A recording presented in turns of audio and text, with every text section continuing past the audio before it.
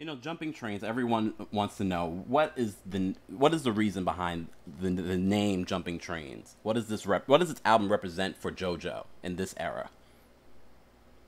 Well, Jumping Trains is a title track on the album, a song I wrote with Nasri and Adam. They go by the Messengers, and Jumping Trains represents the forward motion and leaving old things behind and moving on into a new chapter of life.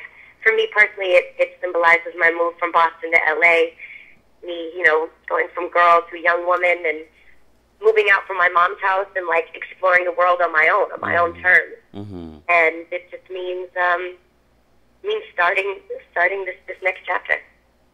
And who are some of the producers and songwriters or artists that you worked with on this album? Worked with a wide variety of people, from Rodney Jerkins and Danger. Wow. To new guys like the Interns and the Messengers, and some wonderful people that I got to co-write with, like Eric Bellinger and Little Eddie and Nasri. So shout out to a lot of fun. I mean, I've had the time of my life making this album. Shout out to Little Eddie. Little Eddie's actually a friend of Kempire Radio. Shout out to him. Oh, he's a friend of mine. Love him. Also, one of your friends, Jeanette Claudette, actually tweeted me. She said, I wanted everyone to guess who was coming on Kempire Radio next. And she said, I knew it. Oh, that's my girl. Make sure to tell her I said I love her cuz. Oh, I love her too. She's a lovely girl and a great talent. Most definitely. But JoJo, I want to talk a little bit more. We're going to definitely get an opportunity to answer some of your fan questions, because your fans hit me up like crazy. They had a lot of questions for you. But we were just talking a little bit about your album, Jumping Trains. Is it finished? Is there a release date? Anything like that? There are so many things going on behind the scenes, honey. I cannot even tell you. But things are moving forward. We've never set a release date. I feel like people are a little confused about that. Mm-hmm. The album has not been pushed back, because you can't push something back that was never, set in stone to begin with. Yeah. So, as far as recording new material, I'm constantly recording. Mm. And we're in the process right now of mixing the songs that we've chosen for the album. We're in label meetings, things like that. So, I trust me, I feel a great weight on my shoulders from my fans as well as myself. Mm-hmm. I'd love to, release it as soon as possible, but we just want to make sure that the plan is right behind. Yeah. And is it true the other chick is finally on iTunes now? I don't think it's on iTunes. No, it's not the single. It's just the song. Oh, I'm glad you cleared that up. What do we have an official single that will be coming soon? That you can tell us?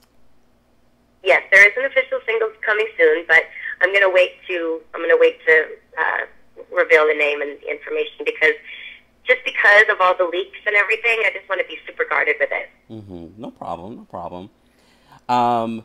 In regards to other parts of your life beyond singing, you mentioned a little bit that you were acting in between this break. Any more acting coming up? And do you prefer acting over singing?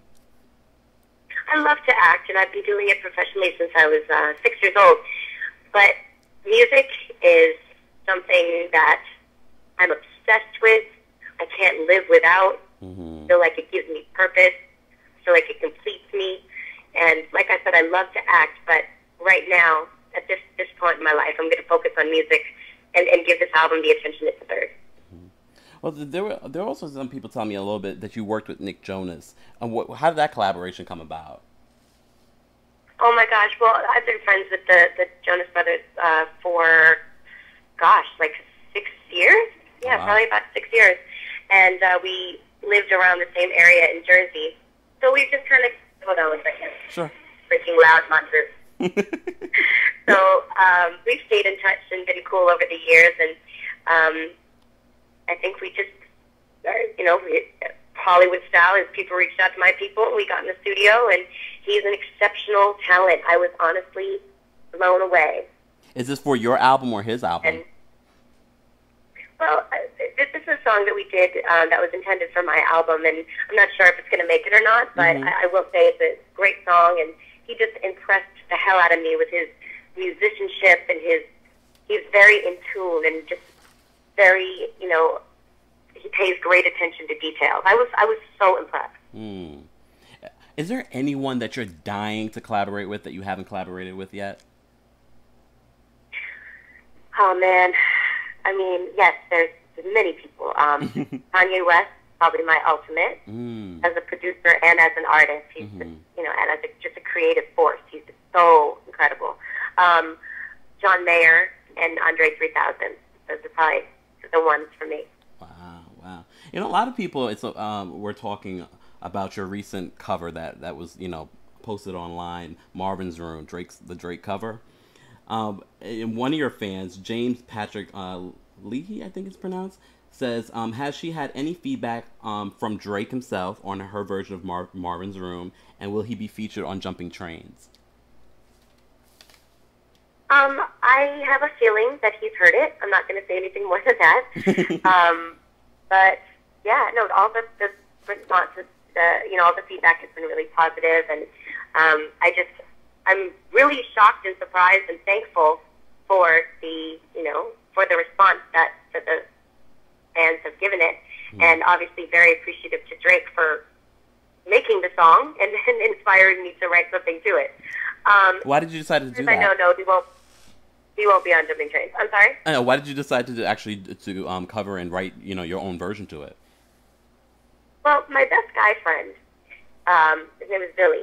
We always talk music, and he's always like, "Joe, dude, you gotta listen to this song." And I'll be like, "Hey, you gotta listen to this song." So we'll put each other on game. And one day, not too long ago, I mean, just 2 days before I released it to the internet, basically, he called me and was like, "Listen to this song." And he's like, "Hang up the phone right now and go listen to this song." So I did, and it was Marvin's Room. He's like, "This song reminds me of you. You gotta listen to it."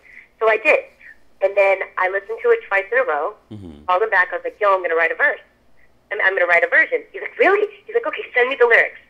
So 20 minutes later, I send him my lyrics. And he's like, Did you just do that? So, and then he was like, and I, you know, talked to my manager, and I got in the studio when I landed back in LA, because I was in New York that day, flying back to LA, and went back in with a couple of my friends. We recorded it and put it out on the internet the next day. It happened very randomly. Wow, and it's really, I mean, it's over, I think, like almost 10 million views on YouTube already. Trust me, I'm astonished. That's pretty good, JoJo.